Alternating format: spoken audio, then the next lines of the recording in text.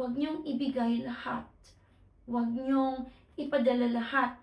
Kailangan mag-iwan kayo para sa sarili niyo. At kung may passion ka, kahit ano pa yan, huwag mong susukuan. Hi everyone, Mini here. Welcome to my Mini channel. If you are new here, I talk about simple living, saving money, and of course, preparing for retirement.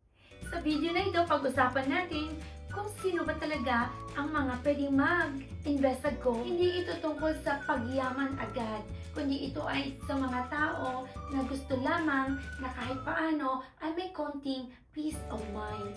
At yung peace of mind na yan guys, yan po ang napakahalaga sa mga panahon na ito.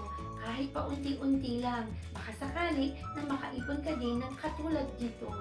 Alam niyo po mga kaibigan, hindi natin kailangan maging mayaman para po bumili or makapag-start sa pag-invest sa gold. Dahil ko po yan nababanggit sa aking mga vlogs. At hindi mo rin po kailangan na malakihang pera agad ang gamitin mo sa pag-start sa pag-collect ng gold. At lalong-lalong hindi naman kailangan na malaki agad or mabigat agad na alahas ang simulan mo. Dahil naniniwala ako na ang pag-start ng pag-collect ng gold as an investment ay para po sa lahat ng tao na meron pong desire na makapag-invest. Dahil kung hindi, kung wala kang ganung goal, hindi mo po talaga yan masisimulan. So guys, pasensya na po talaga kayo sa aking boses at hindi na nga po bumalik after a month na tayo ay magkasakit.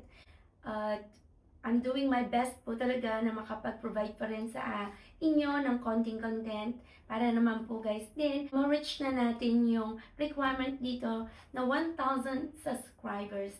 So sa mga tao dyan guys na bago lang po dito, baka naman. So ayan guys, subscribe na po kayo kung gusto nyo rin po ang mga ganitong topic. So sa mga previous videos ko guys, medyo napakita ko na din po ang ilang mga pieces. Maybe may mga naidagdag ako na hindi ko na po na ipapakita pa sa inyo. At mamaya magkakaroon po tayo ng isang mini unboxing. So ito po guys, may mga konting items po tayo dito. At sasabihin ko po sa inyo guys kung bakit ito po ay ating binili. So far guys, sa mga nakita nyo na before, ito na nga po yung mga ilang pieces natin. Hindi po sila sobrang amazing, hindi rin po ganun kabibigat. Pero guys, ang bawat items po dito ay may mga pagsisikap natin guys, may mga sacrifices tayong mga inilagay dito. Kaya meron tayo nito guys. At hindi lang po ito sa 1 year, 2 years. No guys, decades ko na po itong iniipon. Kaya lagi ko po sinasabi sa ating mga kaibigan dyan, unti-unti lang po. At hindi biglaan, basta consistent ka lamang. At maybe makaipon ka din po ng more than pa sa mga nagawa kong ito. Kasi nga po guys, tayo ay hindi naman lahat ay inilalagay sa gold. Siyempre guys, hindi naman natin po pwedeng ilagay ang lahat ng ating mga kita or ating mga extra money na i-invest sa isang basket, di ba po? Comment lang po kayo dyan ko.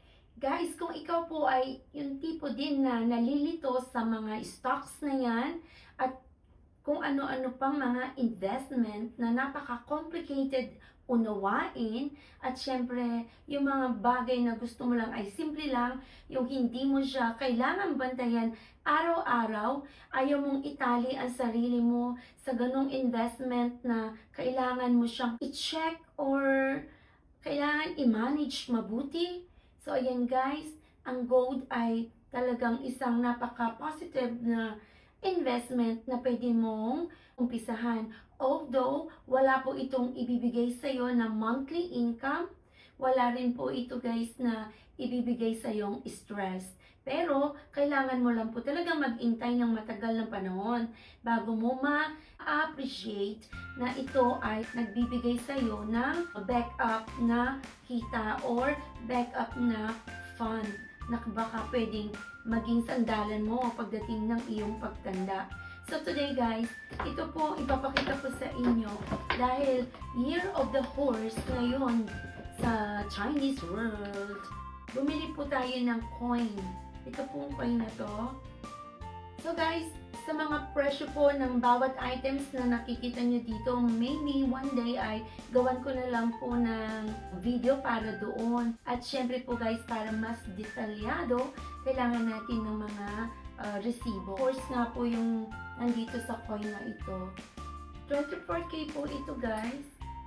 Itong mga ganitong investment, pag binili nyo po ito guys, no need ka na magbayad ng mga extra charges. So, kung ilang grams siya, yun lang yung babayaran mo. Kung napapansin nyo po guys, yung mga jewelry shops na pinupuntahan ko ay pare-pareho lamang. May 3 lang po akong pinupuntahan na paulit-ulit na mga jewelry shops. Iyon po ay dahil para sigurado tayo sa ating binibili. Doon na tayo sa reputable jewelry shops bibili. Dahil suki na nga rin po sila, minsan po guys ay na-i-enjoy natin yung konting discounts na binibigay nila. So, paano ko ba ini-encourage ang sarili ko ng mag-ipon? Kapag po guys may nagustuhan akong jewelry items, ginagawa ko po itong paunti-unti. Like say, meron na po akong ring, katulad po nito guys. Ito po guys ay ating paboritong ring. Ayan.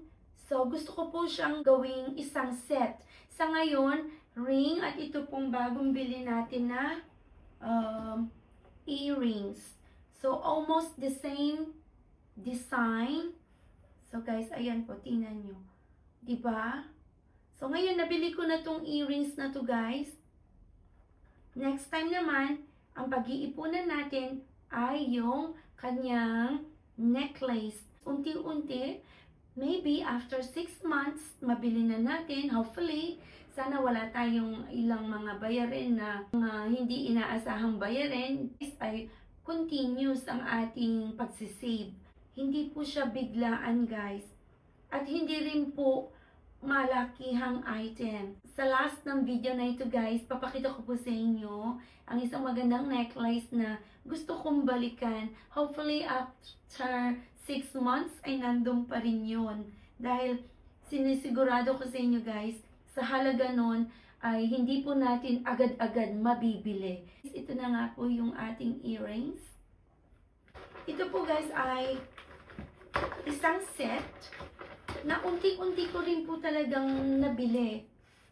Una, earrings. Next, sing-sing.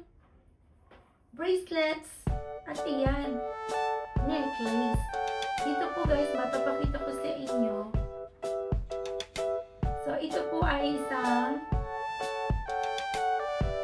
cute bracelet. So, yan po siya.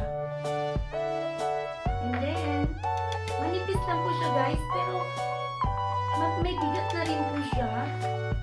And then, ito nga po ring. Meron pong nakasulat na love dito sa ring na to.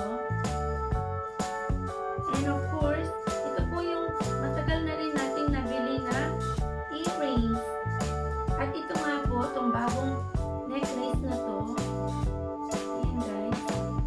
Nakitan po ako kaya pag alam ko na medyo related siya dito sa item na nabili ko guys, sinisigurado ko po guys na meron ding nakapalawit na medyo hawig sa akin yung bracelet para po madali siyang i-match at parang isang set na po siya, di ba po?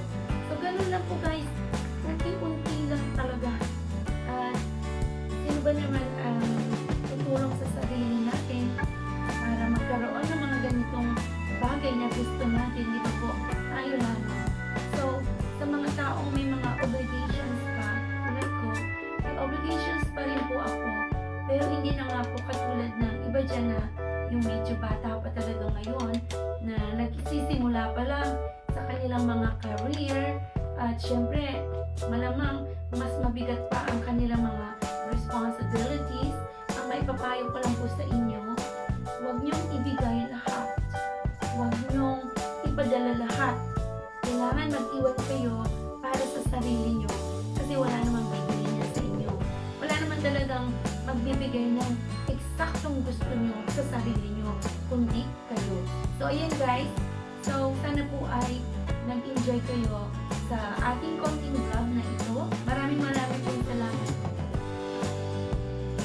So guys, ito na nga po yung sinasabi ko na gusto ko sanang mabili.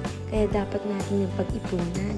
Hindi ko alam kung kailan matatapos ang pag-iipon pag ito ang pinag-ipunan. Tingnan nyo naman ang presyo.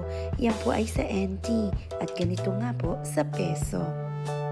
Anyone can invest in gold. Basta magiging intentional ka lang at willing kang baguhin ang mindset mo. Kasi ang totoo, ang gold ay hindi luho. Isa siyang simpleng paraan ng paghahanda para sa future. If you enjoy this kind of content, don't forget to hit the subscribe button and click the notification bell para updated ka sa mga next ko pang mga uploads. Thanks for watching.